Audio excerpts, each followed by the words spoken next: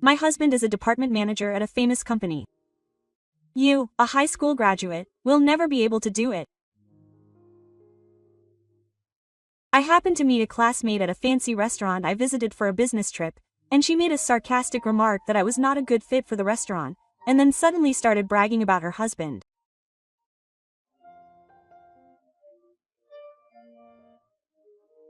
She knew nothing about it, and kept making fun of me, calling me a bottom-tier employee and a loser.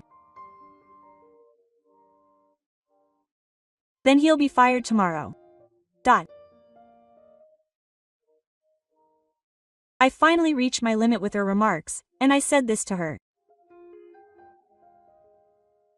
My classmate was just confused. I ignored her and left the place. As a result, she was cast from heaven to hell, and she ended up living a miserable life. My name is Masahiro Morimoto. I'm 46 years old. I run an apparel company. At the age of 35, I took over the company from the president in Sendai and became president. I got a job at my current company right after graduating from high school through an introduction from an acquaintance, and my work was recognized by the president. I still work hard every day for the company, working closely with the employees. Also, while living in the city, at the age of 25, the president suggested an arranged marriage for me, and I married Yukino, who was 3 years younger than me and worked at the company. Soon after getting married, they were blessed with a small baby, and are now the father of a daughter who is a university student. When she became pregnant, Yuno quit her job and became a full-time housewife, devoting herself to housework and childcare, but when I became president, she returned to work as my secretary. Now, with Yuno's help, I am working hard as president. Although my days were busy but fulfilling, a certain incident caused me to have a big problem.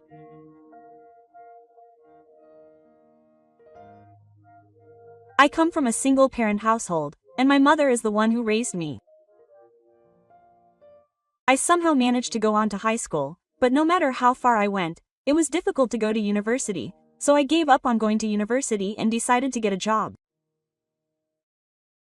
When I was in my second year of high school, my mother was hospitalized, so in order to earn money for living expenses, I worked part-time as a newspaper delivery person in the early mornings, and in the evenings I worked part-time at a family restaurant and an izakaya.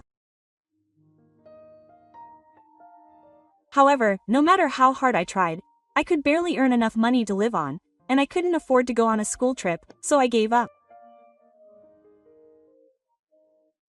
Then, my classmate Kasiwa Suzuka heard about it and immediately started to bully me. She said, "You don't even have the money for a school trip." As expected of someone from a poor single-parent household.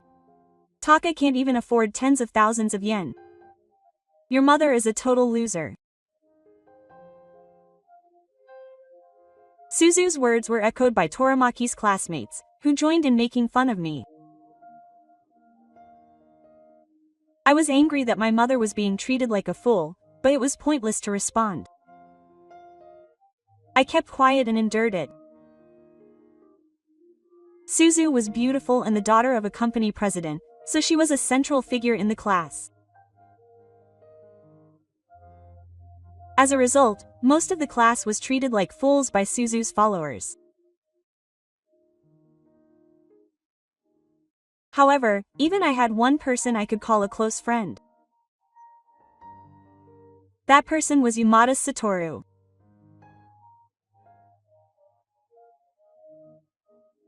Yamada would talk to me when I was alone in class, and knowing my family situation, he would even ask me how my mother was doing and worry about her.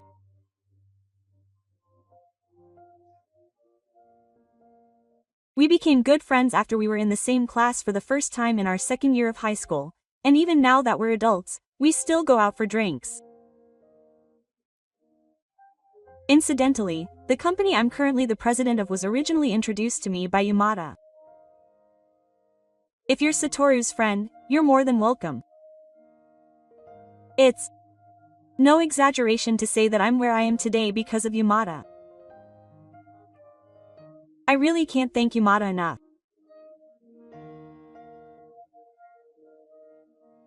One day, when I was thinking about inviting Yamada out for a drink, Yuno came into the president's office from the secretary's office next door, smartphone in hand. Excuse me, can I talk to him for a moment? I thought he was feeling unwell, so I asked him what was wrong, but it turned out it wasn't me, it was Rhino again. He said he was too scared to move. Yuno had an anxious look on his face. I told him to go right away and saw him off. Even after seeing Yuno off, I couldn't calm down. Actually, I've been worried about something for about a week now. It's about a stalker of my daughter Rhino.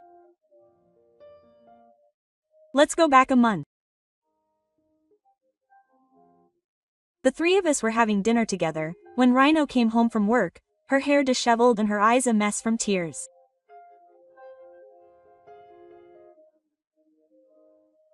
I asked Rhino what was going on, and she said that a customer was trying to drag her into a car. Rhino said this in a small voice. When I asked for more details, it seemed that a customer who came to the family restaurant where she worked part-time had confessed to her a little while ago that he wanted to go out with her. He was apparently a man in his 50s, older than me. Naturally, Reno had refused, but he had persistently pressed her for a date, and eventually ambushed her after work and tried to drag her into his car, but she had to run away. My wife and I were horrified when we heard Reno's story. We immediately made him quit his part-time job and agreed to pick him up from university when he was late, but that didn't stop the situation.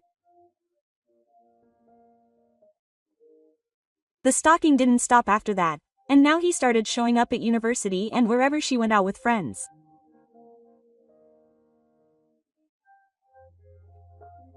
We couldn't just ignore it any longer, so after consulting with Reno, we went to the police, but they said they couldn't do anything since there was no real harm.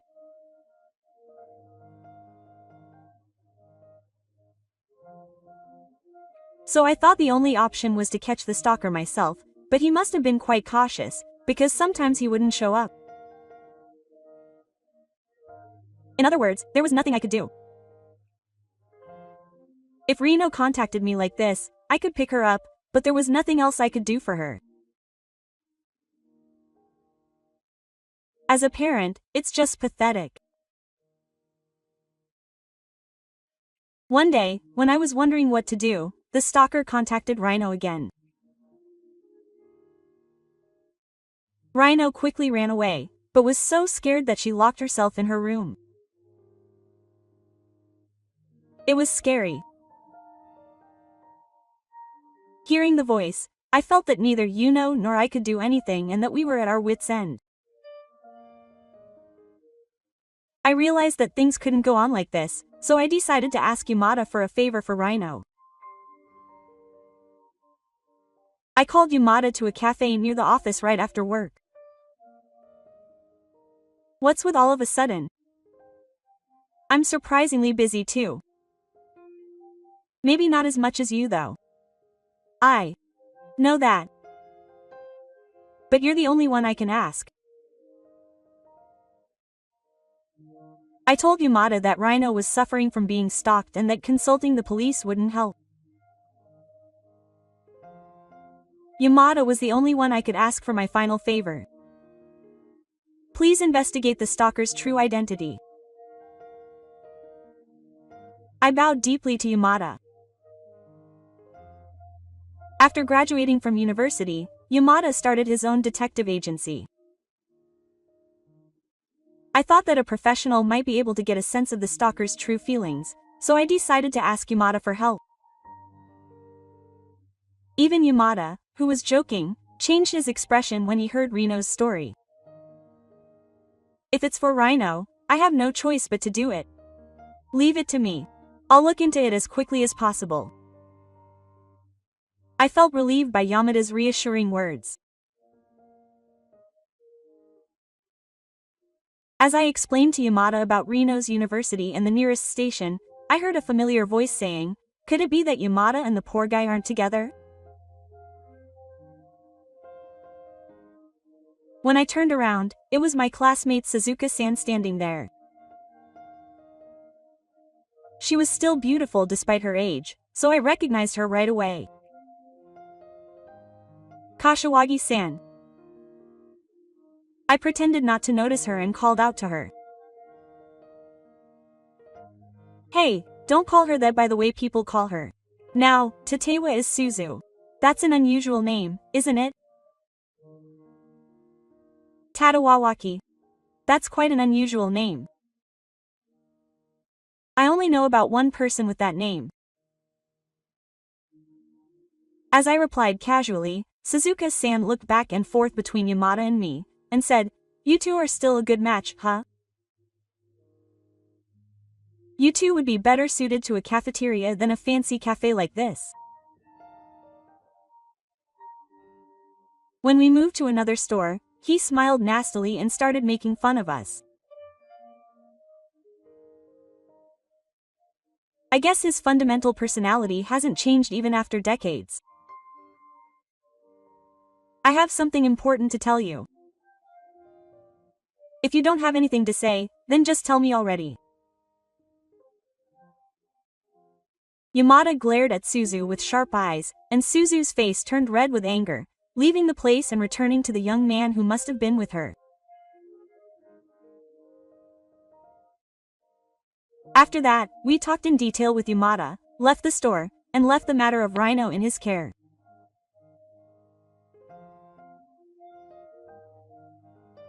A week later, Yamada told me he had something to talk about, so we met up at a cafe again.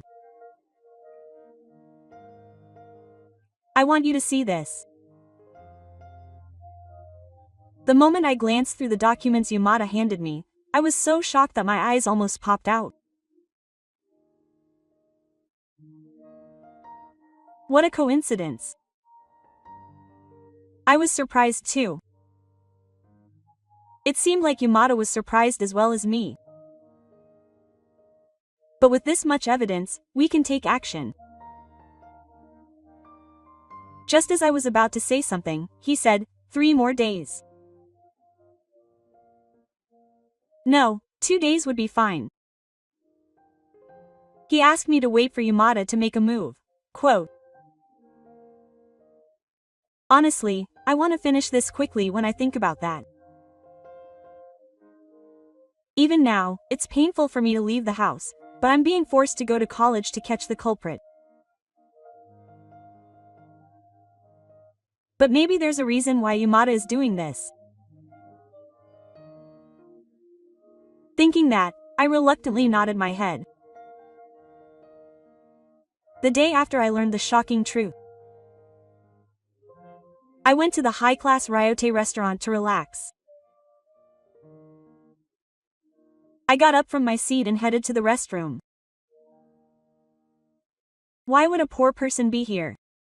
This is even more inconvenient than a cafe. Suzuka appeared in front of me. I told her that I was there for work, thinking that I had made her run into someone unpleasant. But that was definitely a lie. There's no way a lowly high school graduate like me could get a decent job. It's probably just a lowly factory or something. She made fun of me based on her assumptions without even knowing what I do.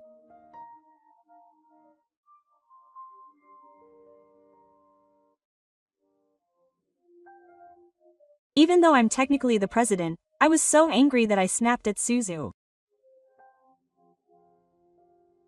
There's no way a high school graduate could be president. Even if that were the case, it would only be a company with 1 or 2 employees. That's not a company. Even so, Suzu wouldn't stop making fun of me.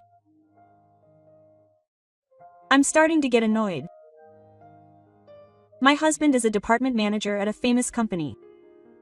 You'll never be able to do that with just a high school diploma. Suzu suddenly started bragging about her husband.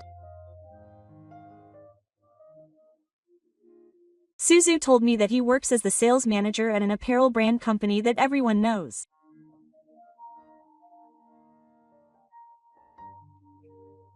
And Suzu kept comparing me to her husband and making fun of me, calling me a bottom-tier employee and a total loser.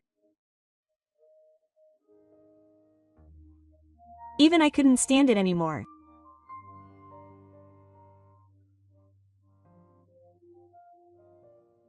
I told him I'd just kill him tomorrow, and left the place, leaving Suzu bewildered.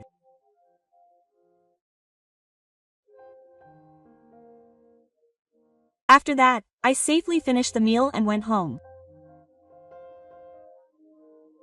I got home before 9, but the kids had already gone back to their rooms and Yuno was the only one in the living room. Welcome home. Thank you for staying up so late. Did today's meal go well? I asked Yuno, who was talking to me, about Rhino. Then Yuno's face clouded over in an instant. It seems it's no good after all. She cried today and said she wanted to quit college. I see. But that's all over tomorrow. Yuki looked puzzled at my words.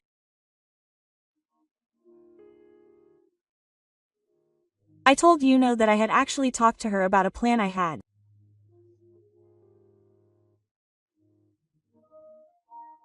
I hadn't told Yuno that I had consulted Yamada about Rino's situation, so I was wondering why you, who is usually kind, were forcing Rino to go to school, but there was a reason for that. If you had told me, I would have cooperated. Yuno seemed convinced after hearing my plan. I wanted to keep it a secret, so I kept it a secret from my wife Yukino until the very end. So I have a favor to ask of Yuno. When I asked her for a favor, she agreed without hesitation. Leave it to me. I have a good chance of getting it done, so I'll make arrangements for you. With that, she disappeared into the bedroom with her smartphone in hand. Then I decided to take a bath and rest in preparation for tomorrow. The next day, I was working on urgent work in the secretary's office. There was a reason why I was working in the secretary's office. As I was making steady progress with my work, the president's office became a little noisy. The president will be back soon, so could you please wait a moment? I thought I heard Yuno's voice, but it wasn't so considerate. I was surprised when he called yesterday. I didn't expect the president to talk to my wife and me directly. A man's voice came over. The day before, I asked Yuno to call the sales manager and his wife. I thought Yuno, the secretary, would be well connected, so I asked him, and he was able to contact them right away, and they came today. Yuno left to make tea, leaving only the sales manager and his wife in the president's office. As I listened to their conversation, the wife seemed to be happy that it was about cowardice. Since they called the couple together, it seems like they could expect a retirement bonus if they become executive directors. The two of them seemed to be excited, not like the sales manager, and unaware of what was about to happen. I almost laughed at the carefree couple, but I tightened my expression and opened the door to the president's office. Thank you for your hard work, President. Suzu stood up today, following the example of the sales manager, but the moment she saw my face, she completely froze. She probably never imagined that the classmate she had been making fun of for being a high school graduate would be the president of her husband's company. I greeted Suzuka, who was opening her mouth wide, and said, "It's been a while since we last met." Then the sales manager, who knew nothing, asked Suzuka if she knew me. Well, not really. Suzuka tried to answer the sales manager's question while becoming flustered. We were classmates in high school. When I answered in Suzuka's place, the sales manager's face brightened. But I only have unpleasant memories of her. When I said this sarcastically, the president's office froze and it was a hellish space until Yuno brought in the tea.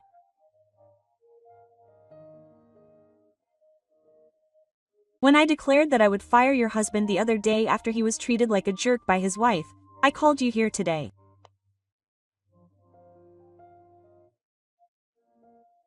The sales manager, who was the first to react to my words, began to blame Suzuka, saying, "Did you say that? And how dare you treat the president like a jerk?" Quote.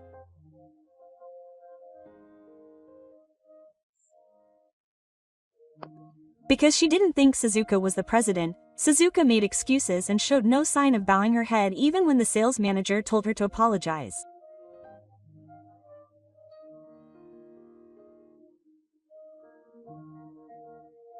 My wife is very sorry, but can you please be lenient this time and not fire me just for this incident?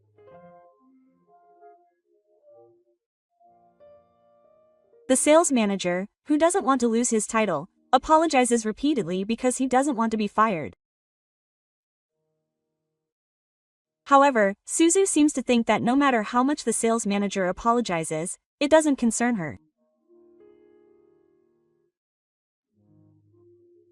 His wife doesn't seem to be reflecting at all, but when I pointed it out to the sales manager, she said, "Why is a high school graduate like you the president?" I won't say anything, it's not your fault. Besides, firing me for something like this is unfair dismissal. Quote. To make matters worse, Suzu got angry at me. The sales manager hurriedly covered Suzu's mouth, but it was too late. I decided to tell Suzu about how I became the president. The company I got a job at after graduating from high school was why, and I am, so to speak, the president of the company where Suzu's husband is the sales manager. Also, my best friend Yamada is the nephew of the president of Y, and our fathers are brothers. At first, he was hired because he was my nephew's best friend. Then, when I was 30, I took over the company from the president, and that's how we got to where we are today. I was worried whether I could lead 9,000 employees, but I thought it would be more rewarding than that, so I accepted, and after 5 years of training, I became president. That's how I became president. I never thought that would happen. But even though QB Suzu-san's face is pale because of this, she still hasn't said a word of apology. She won't be fired just for this. I'll tell you the real reason later. After saying that, I called out to Yuno and asked her to call someone from the secretarial office. When she called out, the door to the president's office opened with a bang and Yamada came in. Suzu-san was even more surprised by Yamada's appearance, and the sales manager had an expression on his face that said he didn't understand what was going on. Don't you know all about it, Mr. Suzu?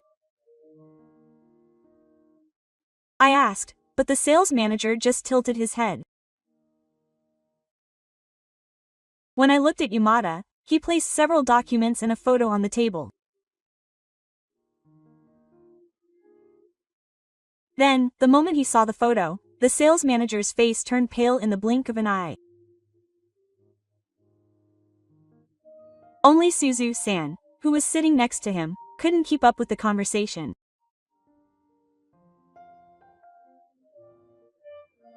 Actually, this girl is my daughter, and she's been a victim of stalking for a while now, and I've been asking my friend, who's a detective, to look into it. You're the one who's stalking my daughter, right? When I glared sharply at the sales manager, he started shaking violently and nodded his head slightly.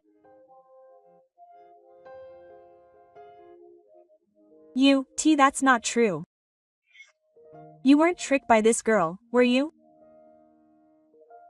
Suzu couldn't believe it, and she spoke as if Rhino was in the wrong. I was so angry that I almost said something rude, so I asked Yamada to tell me the results of the investigation. When Yamada handed me the results of the investigation, I looked at the stalker's face and immediately knew that he was one of our employees.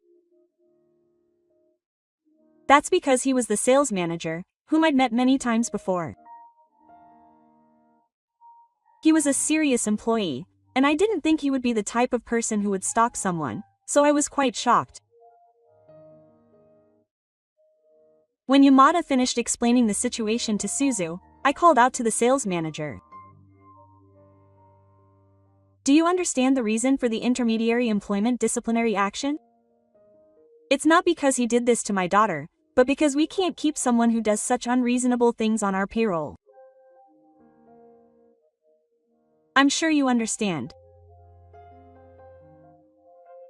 The sales manager nodded quietly, having no words to respond. Of course, what happened with my daughter is a serious crime. I will punish her accordingly, so please take care of her. Perhaps thinking that the police would be called, the sales manager suddenly refused to forgive her. However, images of Lino's crying face flashed through his mind, and he thought, do you have any idea how scared my daughter must have been? If you can understand her feelings even a little, then accept the punishment. Quote. The sales manager groaned on the spot, thinking that this was emotional. This is the end of it all. That's what he thought.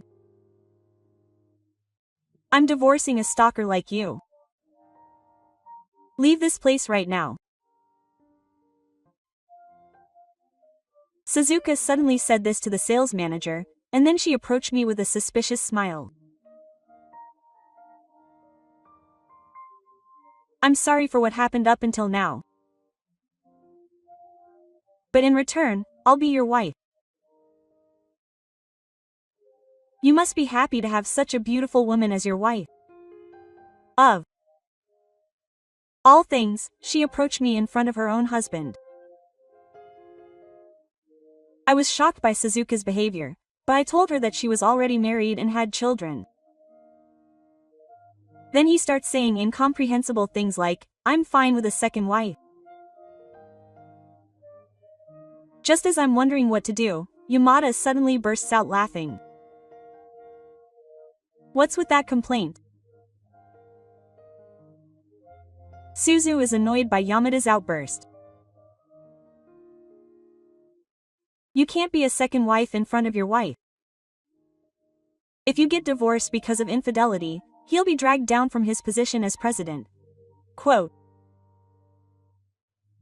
Suzu lets out a what at Yamada's words.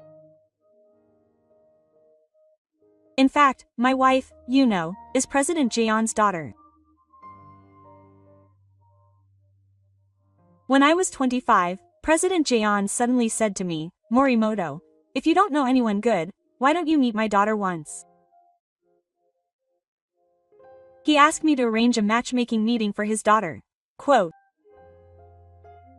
I was too intimidated to accept, but President Jaeon insisted, so I accepted. However, they immediately connected on the spot, and things progressed from dating to marriage, and that's how they are now. So Yuno is the president's daughter, and Yamada is his cousin. The moment I told her the truth, Suzuka said with a straight face, "You're kidding me, right? What should I do?" Quote. She must have been trying to curry favor with me to pay off the debt she had incurred at a large host club. That's too bad. When I said that to Suzuka in a sarcastic tone, she looked surprised.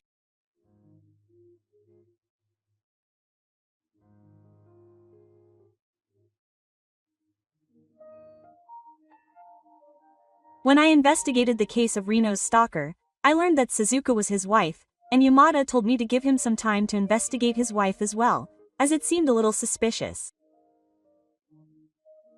And as a result of the investigation, it was discovered that Suzu had debts in the millions from a host club.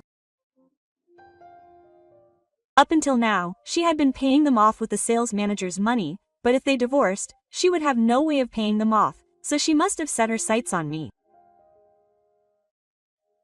Hey, what do you mean by debt from a host club? Now, the vertical couple is arguing about such things in front of us. We'll talk about the rest at home.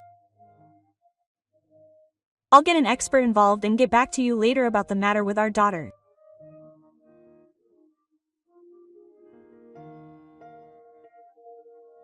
I wanted them to leave as soon as possible, so I opened the door to the president's office and asked them to leave. However, the two of them just kept muttering and repeating meaningless things and wouldn't leave. If you plan on staying here any longer, I'll call the police. When I said that sternly, the two of them flew away like children of the clouds. After that, I decided to end Reno's stalking sword with a lawyer and a cash reward. However, I told them that if they ever did anything like harassing Reno again, I would turn them over to the police without question. I heard from Tadawaki during the meeting that the Tate couple ended up getting divorced. Tadawaki couldn't find a permanent job in June because of his dismissal, and is currently working multiple part-time jobs to pay for living expenses and his debts. On the other hand, Suzuka thought that she could rely on her parents even if they got divorced. However, her parents heard about this incident and were moved. Even so, the host couldn't stop getting drunk, and his debts are only increasing. As a result, she is now working in a job that makes use of her wealth. It will probably be difficult for her to live a normal life in the future, given her age. However, since it was her fault, I want her to do her best. After that, I've been making a living as usual at work. Lino, who had been saying she was scared to go outside again, finally regained her energy and started going to college happily. Then she started working part-time at our new store, and maybe that was the reward. One day, out of the blue, she said, "When I graduate from college, I'm going to work for Dad's company." This is the first time I've had such a rewarding job. Quote. It makes me happy to be able to work with my own daughter, but there are still 2 years left until she graduates from college. If Lino's feelings don't change, I thought it might be a good idea to work together.